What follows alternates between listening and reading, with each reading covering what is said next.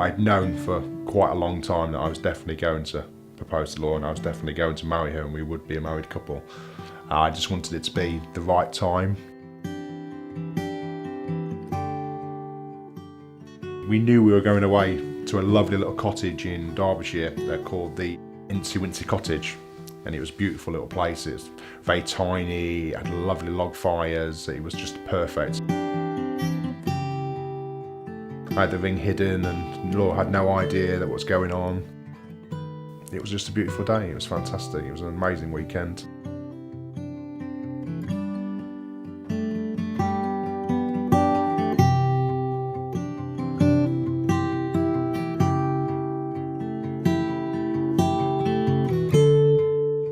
I grew up going on holiday to this little cottage in the middle of nowhere, and there's nowhere that I'm happier than being in the middle of nowhere in the middle of the countryside.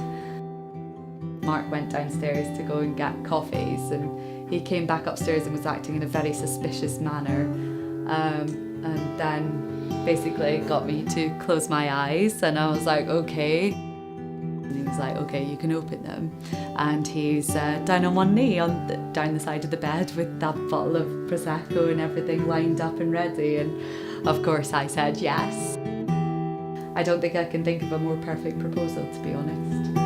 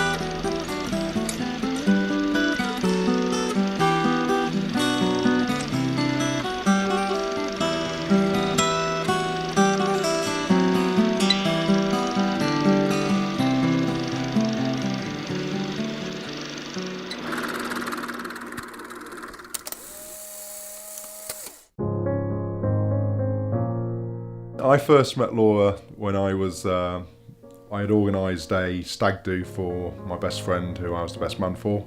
We went to Dublin for a weekend. A very attractive group of young ladies walked in to the hotel. They were all in Scotland shirts. They all ordered pints of Guinness, which got our attention straight away, that they were all drinking pints. I remember being in the Arlington. We got to the Arlington and we'd gone to the bar to get a few pints. Let's be honest, we're all rugby fans. We weren't really scoping out the men folk, we were looking at the rugby man thigh. And I started chatting to the group, with John, was chatting to Laura and her friends, and we just got talking through the night.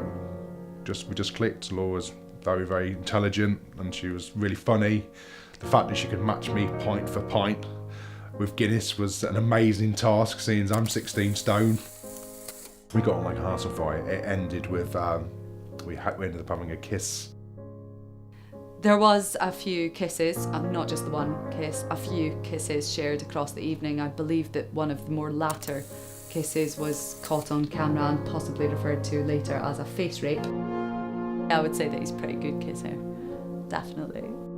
And we met in the same hotel the next day, and we just had a little chat and stuff. I gave Laura a single rose, white rose.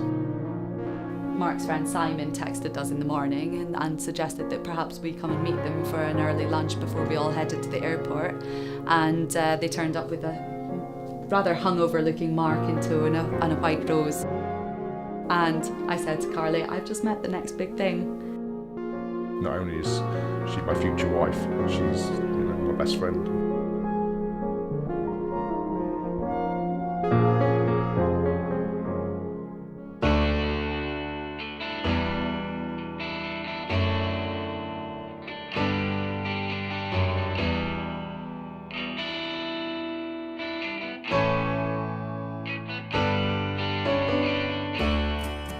humanism is a way of life that says that you should do things because you should do them.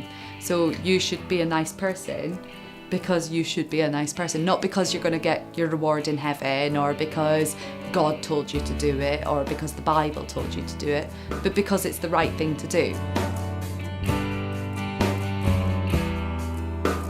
But unlike religious ceremonies or registrar ceremonies, with a humanist ceremony you can choose wherever you want to get married. You can get married anywhere as long as it is safe and it is dignified. Those are the two stipulations.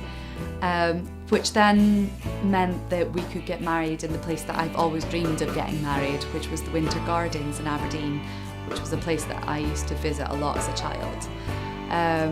Absolutely beautiful place and has a lot of happy memories for me, as well as just being a really pretty place to get married.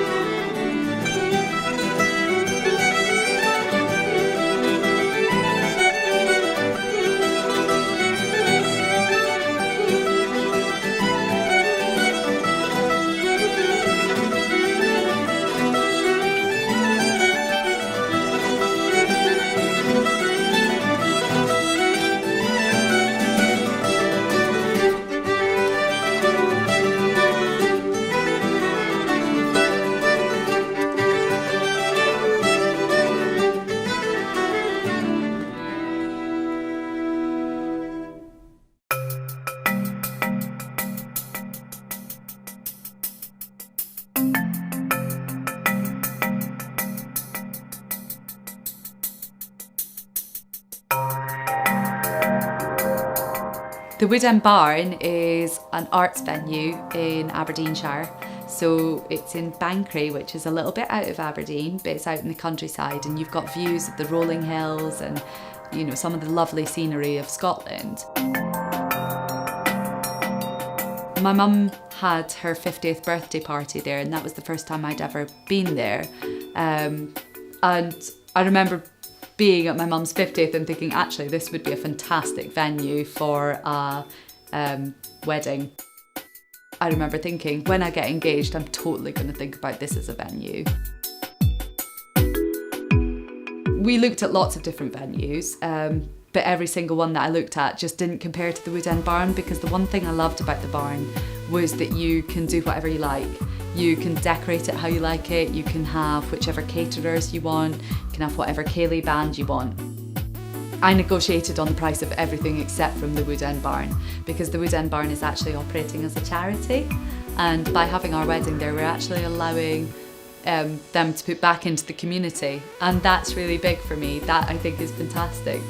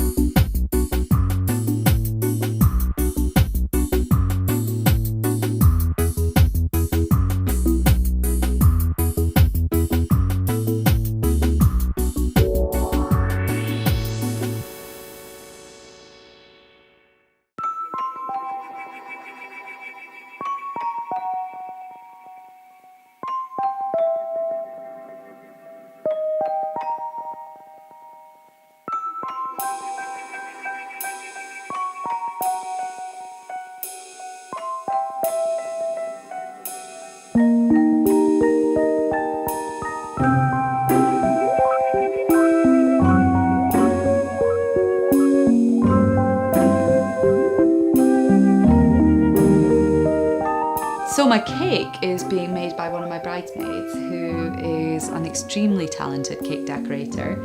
I've known Carly since I was 11 years old.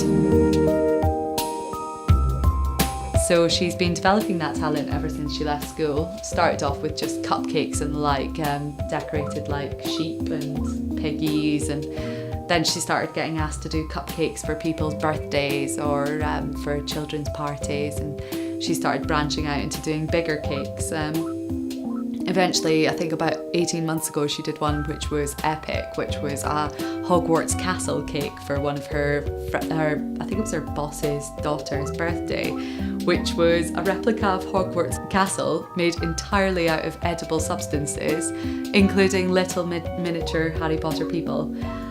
So obviously my first choice of cake decoration expert for my wedding was Carly.